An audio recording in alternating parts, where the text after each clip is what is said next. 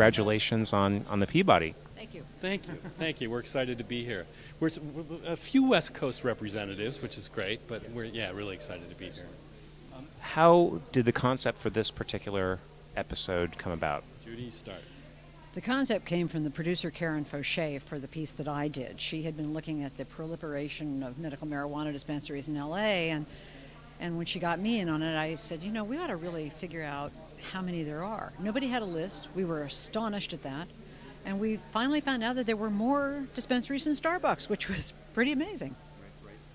We used to report on when a new dispensary would appear at LAist.com, but there were just too many. We had to stop. Well, one of the things that was most amazing about this was the fact that the LA City Council was asleep at the switch, that nobody was doing anything, that this had happened on their watch, and they're the highest paid council in the country.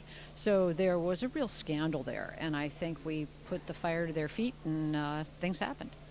The second half of this involved an idea that came from Rick Wilkinson, who was the producer also on the piece, and essentially it had to do with the amount and the energy that was going into growing marijuana on public lands. This is national park land, national forest land, state parks, state forests, and as it turns out, it's mostly Mexican drug cartel organized agribusiness, essentially, on a scale that I found actually stunning.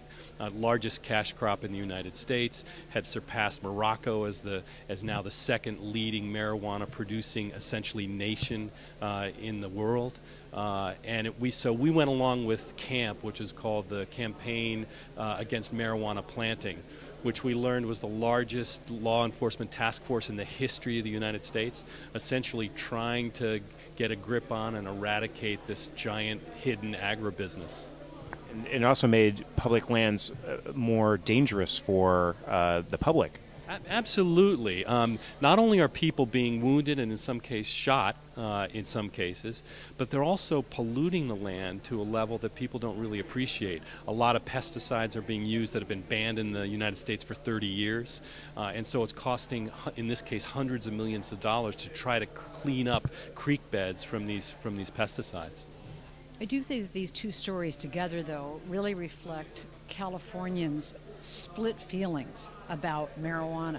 On the one hand, you've got this incredible cash crop, the largest crop for California, and yet, and people want to see it legalized for at least medicinal purposes, and in the fall we may see it legalized totally. And yet they want it regulated. So there is this feeling of, yes, it's okay, but only if we're really in control of it. And how it reflects on the city is another aspect of this. I mean, the dispensary issue actually came up a few weeks ago in South Park.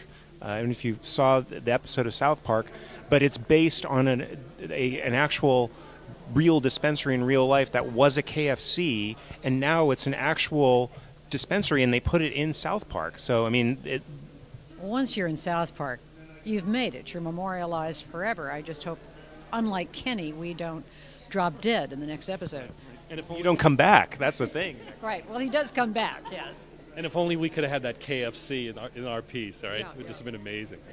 Yeah.